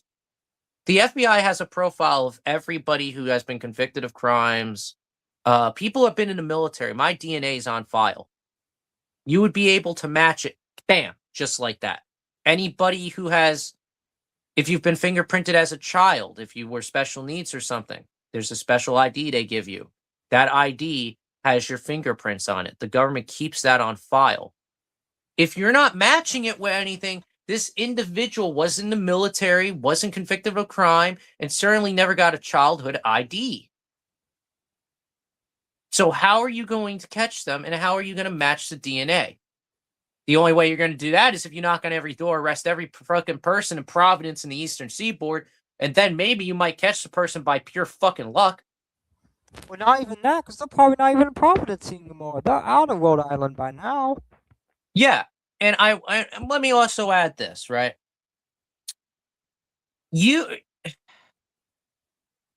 They fucked up this case so hard because they waited so long to respond to this.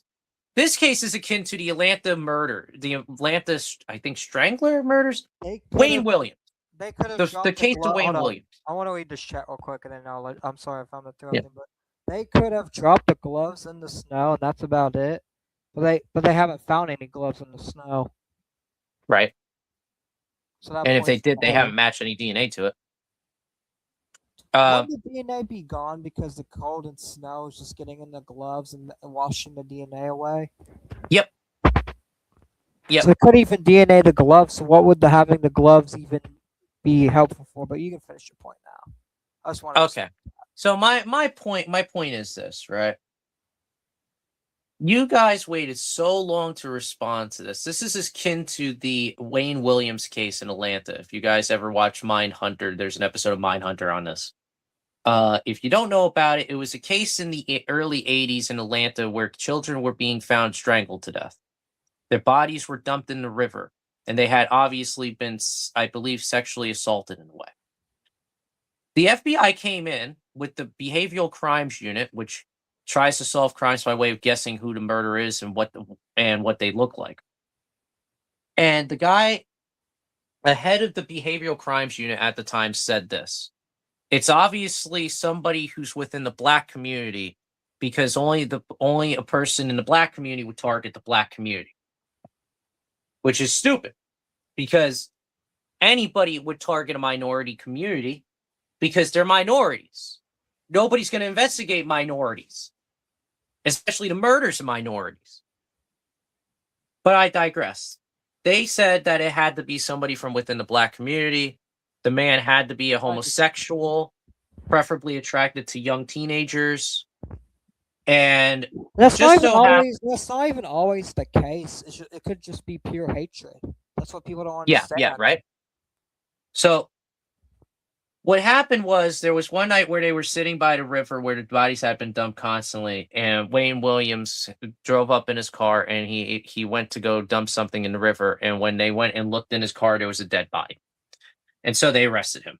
Now he claimed that this was his only murder. This was a lover of his. He freaked the fuck out. The guy was going to go and reveal that he's gay, whatever the hell, right? So he freaked out, killed him, and was going to dump the body. Well, these motherfuckers said, no, here's what's going on. We're going to charge him with every murder of the children here. We finally found the murderer. And he went off to prison. And they claimed that supposedly after he was in prison, the crime stopped. But that's not the case. The crimes did continue for a short bit. Yeah, so it wasn't him. But yeah, did he ever get let out of prison? No, he's still in prison now. He's still serving time. You can look him up right now. Type in Wayne Williams. He's still serving time. He's the motherfucker, I think, is in his fucking 80s. Did he ever confess to the murder? No. He confessed to the one that he had the body of. He never confessed to any other one. And what would be his reasoning for lying? Yeah, but he's probably still charged for that one he did, though. I'll give you another one. The BTK killer, the bound torture killer in Wichita, Kansas. They showed this in Mindhunter, but they never did the full case on it. The FBI Behavioral Crimes Unit came into Wichita. They questioned a victim of the BTK killer, the only one to survive, a young teenage boy who watched his entire family be murdered. His mother, his father, his brothers. They were brutally strangled, beaten. He was even, I believe, molested in some way, shape, or form. I know he was tortured. And he kept saying, but I seen the man in town at church. It's him. And they told him it's not a church-going man. A man who does these brutal, sadistic crimes is not a church-going man. Well, irony of ironies, years down the line, about 2006, the guy who did the BTK killings started up again and asked the FBI if they could track him down if he sent an email in. They said no. So he sent the email in, and they tracked his IP and found him and arrested his ass. He was a church-going man. He was a bishop. I can't remember in what church. It was either Presbyterian or Methodist, but he was a bishop in that church. A church-going man that did not learn the teachings. He was a church-going man, which went against the whole Behavioral Crimes Unit guesses. Yep. And this is what I'm saying. The Behavioral Crimes Unit is the one investigating this crime in Providence. They haven't gotten a case right yet. And we're going to go and have these guys investigate Providence. Dude, Triton and I would be better off investigating this ourselves. We would be better off going up to Providence, Rhode Island today, and I guarantee you we'd probably be able to find a motherfucker before the FBI did. Which we're going to have to find him out outside of Rhode Island, though. We just got to find the clues that lead to where he is. I mean, their guess was he's from the New York metropolitan area, which would be a great guess. But, I mean, that's a pretty big metro area, man. I mean, you're talking about Connecticut, New York, and New Jersey, if not parts of PA, too. That's a massive amount of land to cover. I'm thinking that guy's probably from like the West Coast or maybe a different country. He's probably out of the country by now. Either out of the country or in hiding in some safe house or something. Some country. Yeah, I mean, he covered up his face well. They can't even get him through biometric data. Oh Anyway, man! do you have any final thoughts on this Brown University shooting before we get to our last final topic, which is the March for America protests? Yes, defund the friggin' FBI. For the love of God, get rid of the damn thing, because obviously they are not prepared. We still need some agency to investigate. We just need to replace them with something that's actually good. We'll replace them with the military police. I forgot what they call. I think it's called CID, the Criminal Investigation Division. But what would we replace the old military police's position with? No, we wouldn't have to replace it at all. I mean, it's either that or replace with NCIS, since they already do crimes that sometimes involve the Navy and sometimes don't. I mean, we could go with NCIS. They already do a whole bunch of crime investigation. CID or NCIS. I mean, it's not. Come on, you're already working for the military. You're already a Fed. You might as well just go and become the federal police at this point. So our final story is something that we are creating. So this is protests that me, Gabe, Dan240p, and a bunch of people in the Ravencast community and other communities are planning on doing. It's going to be a protest from Florida all the way to DC. And we're basically going to be protesting for a lot of things. In fact, I'm going to read the document right now. I could. Well, since I'm the one who came, you can explain you can go ahead and explain it. So the point of this protest is to hand in a signed petition about getting a handle on the homeless situation, the rise of the cost of living, the fact that we have a rise of unemployment, to end our involvement in foreign conflicts that do not relate to national security, and of course, to prosecute politicians who are taking bribes from foreign entities, thereby basically putting us under the control of foreign entities in a way. Mm-hmm. And we have goals for that too. So we have solutions for this too. For the homelessness problem, we need to establish a lot more homeless shelters and establish a lot more social programs to help people out. Because as it is at this moment, and I can tell you this as a homeless man, there's no social program to essentially help you out. You either are in a homeless shelter till the end of time, or you're in a short-term homeless shelter like one I was planning on getting into in Florida, where you get a job, you work that job for a short bit, and you get enough money to get an apartment, and they kick you out. There is no in between. There is no, we'll get you affordable housing, and you work the job and have this affordable housing until you can afford something a bit more upmarket. And there's no such thing as that. As for cost of living, you need to raise the federal minimum wage. Along with that, a lot of state minimum wages, but that's not the that's not the point of the Fed. The Fed is to just fix the federal minimum wage. Because as of right now, the federal minimum wage, what is it, $8? 7.25.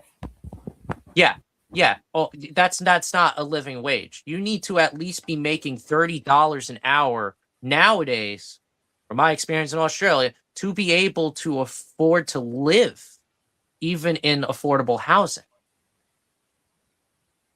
And then, of course, you have the rise of unemployment, which would be pretty easy. And I'm surprised Trump hasn't really done this, since this was a campaign goal back in his first term, which was to create more domestic production. But we have none. Most of our production is all the way out in China. We barely have any domestic production here, aside from Ford plants. And even then, look at who's working those Ford plants. You do have citizens doing it, but then you have people who have come over from Korea and they're working the plants here. Why are we having them work the plants here? They could work the plants in Korea. And We have a lot. If you want to join this march with us, all you need to do is just reach out to me or Gabe or Dan, and we'll put you on the petition. We also have a Twitter X community as well that you can join. It's Yes. we just have to make sure And we prove, and the only rule to joining is you have to be a pacifist. You can't just be some Republican or some Democrat. You have to be someone that's open-minded. yeah, no, it's not even about that. It's about you have to be a nonviolent person. This is a nonviolent protest. We are not going and starting a fight with the National Guard or the And that's the thing, you police. could be Republican, Democrat, left, right, whatever. You just can't be violent. That's really it. Yeah, that's the point. No weapons. Even if you own the weapons legally, I know in some states we're going to be walking through, you have constitutional carry, you could carry your gun. Please, no guns. We don't need a misunderstanding to occur between the National Guard, the federal police, the DC police. We just want it to be peaceful. The whole point of this is peace. And that was another goal, because once we got past the domestic issues that we listed, another thing was, we don't want to be involved in foreign proxy wars that don't relate to issues in national security. We're against war. War is not really getting us anywhere. All it's done, as far as I've noticed, having been a soldier, is that it damages the soldier mentally. And besides damaging the soldier mentally, it also you just drain the person of all the life that's in them. We don't need war anymore. Now, being a pacifist doesn't mean that I'm not against self-defense. That I'm against self-defense. I'm for self-defense. If somebody goes and attacks you, you have every right to defend yourself. But what war right now are we in where somebody has attacked us akin to Pearl Harbor or the Lusitania back during World War I? There is none. There's no reason to be involved in this war. Let me give you examples of the past wars. Palestine's never attacked us. Venezuela's never attacked us. None of these countries have attacked us personally. So why are we Iran. involved? Iran's never attacked us. Syria's never attacked us. A lot of these countries never attacked us personally. Vietnam's never attacked us. Not since the Vietnam War, of course. Yeah, not since the Vietnam. But didn't we start that war too? Didn't we involve ourselves? Yes, and that was also a different government as well. The government has changed back in the late 90s. So it's not the same government that it was after the Vietnam War. The Viet Cong have been out for a long time. Now it's the Socialist Party of Vietnam. I think back then it was a Communist Party. They've changed. Everything changes over time. Well, I'm glad everything changed, but still, it's still there's one thing that has not changed in America is us getting involved in foreign wars. Yeah. So if any of you would like to join a movement, we're glad to actually have you go and join. And I would like you to actually, we could send you the petition. You could send it to your local congressional representative, whatever district. And we were trying to send it to a congressional representative over here. Of course, we found out that the person who we're going to have send it in, that being Dan, does not live in that district, which is I think it's the 6th district of Kentucky, 6th or 4th district. It's over here near Cincy. Turns out he's not here, so of course he can't send that to that district. But if any of you guys would like, if any of you guys would like to send that into your local congressional representative, could go and send you the link to the petition, and then you could send it to your local representative. As long as we get as many representatives as possible to go and sign off on this. Because obviously, if we go and just do this protest and we don't let any politicians know, they're going to be quite surprised that we have a lot of people marching on DC. So, yeah, we'll get this protest up. We're working on sending the petitions over to the Congress people, and we'll make the protests will be in January 2026. Probably beginning or mid-January, just depends when people are available and can do it. And we'll make sure we let people know in the Twitter community, Discord, and all that. And yeah, we'll make sure we keep letting you guys know on the show as well. In fact, we'll also stream some of it too. Right. Also, weather permitting, because of course it's going to be pretty hard for us to march in like a freak blizzard. I mean, I'm willing to do it. I'm willing to do it, but I'm not. But I'm pretty sure protesting in a freak blizzard ain't going to end well. I mean, we just got to make it to DC at some point. Yeah. Oh, we'll make it. It won't take that long. I think it only takes like a week to march there.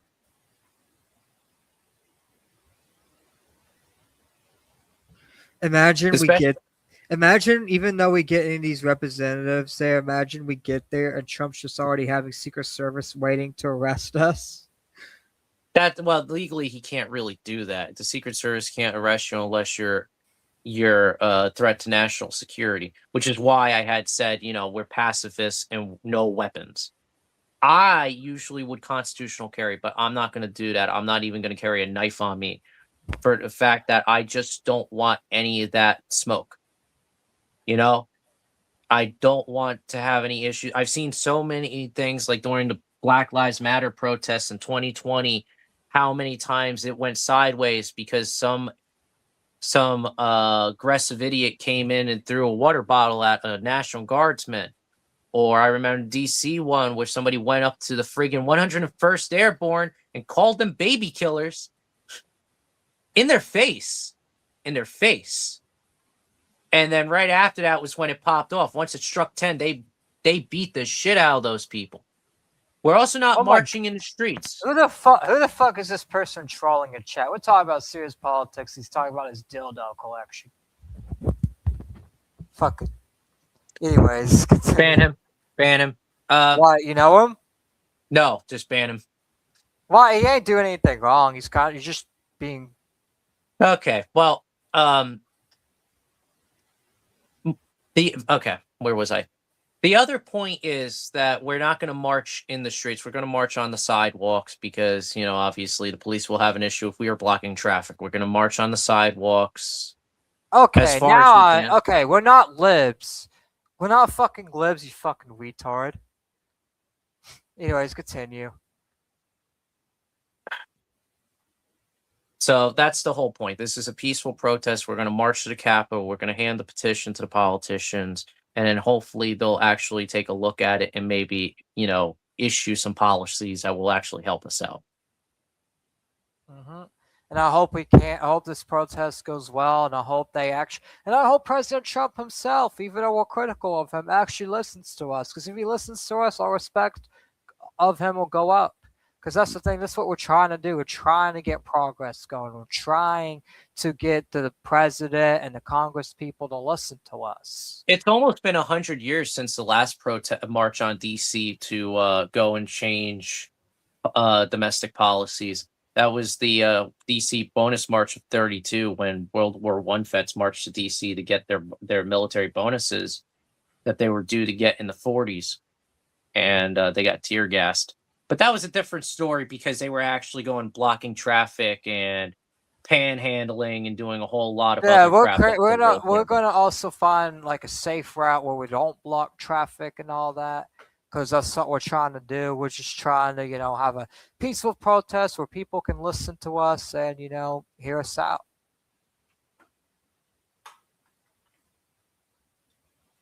And I hope, they do hear us out and all that and that. We'll have to make multiple copies of this thing, too. So this way, like, when we do get there, we could just hand it to each congressional representative. Mm-hmm. In fact, on the way there, we could stop by, like, congressional offices on the way. They're, like, local offices and hand petitions to them, too. Oh, yeah, that could work out, too. Because we're going to already be walking through several different states, so we might as well just stop by and give out as many petitions to local political offices as we can while we're there. Yeah. Hopefully, we can get some soldiers. I have some soldier friends that might actually be willing to join up with us. And I hope they end up joining with us too. Who knows? Maybe that Mo guy that was, on Mo Rebuttal, he may want to join us. Yeah. We just have to see. But I think that's all for. Do you have anything else to say about the protests or any of the topics before we decide to call it a night? Nah, I'm pretty good at the moment. All right, then I guess it's been me, your boy Triton, and being your host Gabriel, and we will be seeing y'all tomorrow back on the Ravencast, probably around like 4 or 5 or so. It just depends when I wake up and what the mood is like. But I will see you guys tomorrow's show, and make sure you guys, hit the like button, and just know, March for America. Peace. Peace.